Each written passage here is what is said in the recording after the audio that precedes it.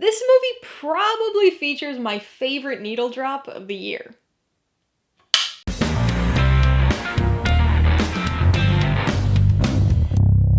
Hey everybody, welcome to Mainely Movies. As part of my coverage of the 2022 Toronto International Film Festival, today I'm going to be talking about the 2022 satirical dark comedy, Triangle of Sadness. If you're new here, please consider subscribing for a variety of movie-related content like reviews, rank lists, and trailer reactions. All my reviews include a breakdown of the pros and cons, my rating, and some tailored film recommendations, so be sure to watch through to the end of this video for all of that extra content. Triangle of Sadness stars Dickinson, Charlbi and Dolly and was directed by Ruben Östlund. It tells the story of an influencer model couple who embark on a luxury cruise that doesn't quite go as planned. Triangle of Sadness is a very film festival-y movie. That's right, kicking off the review with a made-up phrase. Now, I don't mean this as a knock on the film. I don't even mean this in a critical darling kind of way. This is just the type of movie that feels best suited for the film festival crowd, where you have a bunch of people who are really into movies and want to be entertained, but also have that I'm a cinephile air to them. In that sense, it's really fitting that this won the Palme d'Or at Cannes this year, and even more fitting that this was my first ever in-person screening at a film festival. It might not be your typical noon on a Thursday kind of movie, but seeing it with the right crowd certainly helps. As with Ruben Östlund's other recent films, Triangle of Sadness is a satirical dark comedy. And, as a satire, it's a film that's got plenty to say. It's a blunt movie that doesn't dig too deeply into any of its themes, and doesn't present any new ideas, but is quite effective at conveying the ones it does have. The social commentary is knee-deep, quite literally at times, and could largely be boiled down to a general eat the rich sentiment, but it also picks at social conventions, power and relationship dynamics, equality, and both expected societal and gender roles. Hypocrisy and irony rule the day in this film, and are repeatedly highlighted, most notably with some very entertaining role reversals that arise throughout the story. Humor is an important and necessary component for any satire, but this movie features a surprising range of it. That means there will likely be something for everyone, but not everything for most people.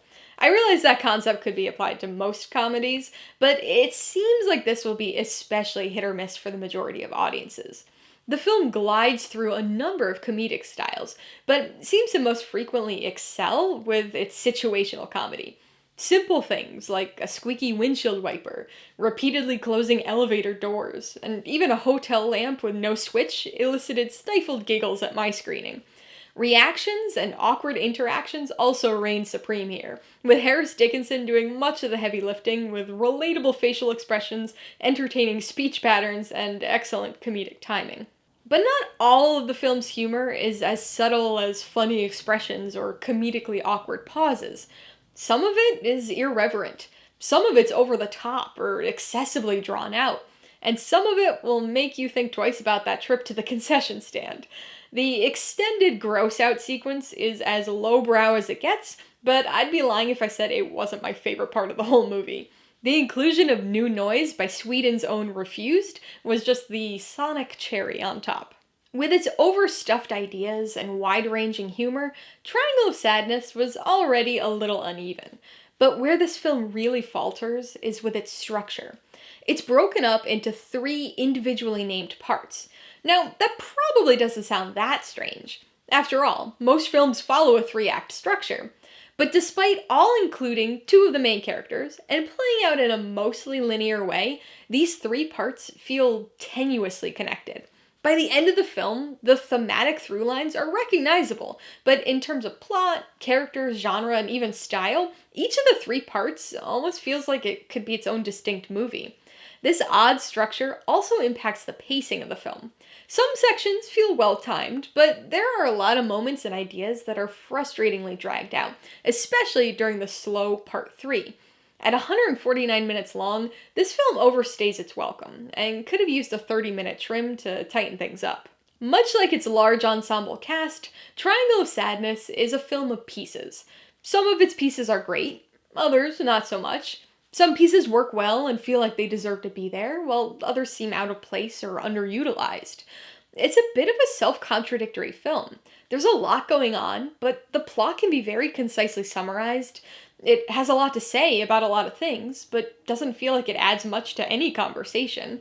It's subtle and semi-pretentious at times, but over the top and exceptionally lowbrow at other times. It's an odd mix, to say the least. Entertaining overall, but for me, at least some of the pieces were better than the whole. Alright, let's talk about the pros and cons.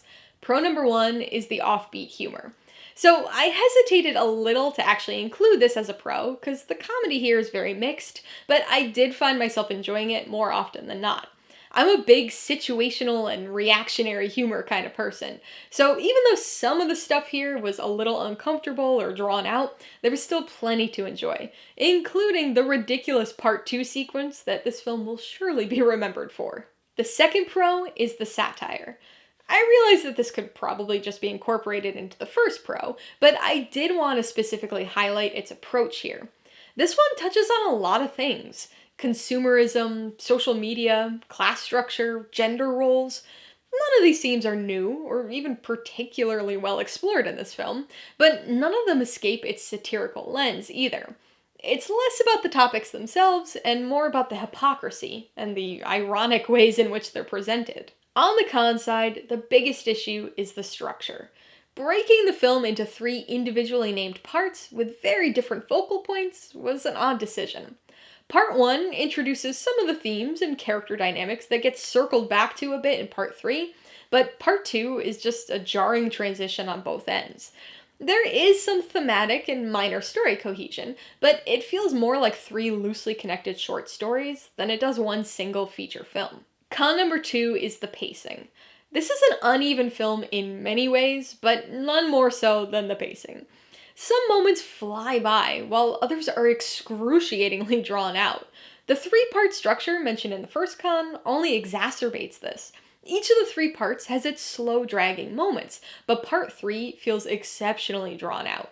This film as a whole could have used some significant trimming. Before I give you my rating and recommendations, I want to remind you that if you're interested in buying Triangle of Sadness or any of the other films I mentioned today, I do have affiliate links for all of them in the description below. I get a small commission from anything you buy using one of my links, so I'd really appreciate it if you'd use them if you're in the market for any of these movies.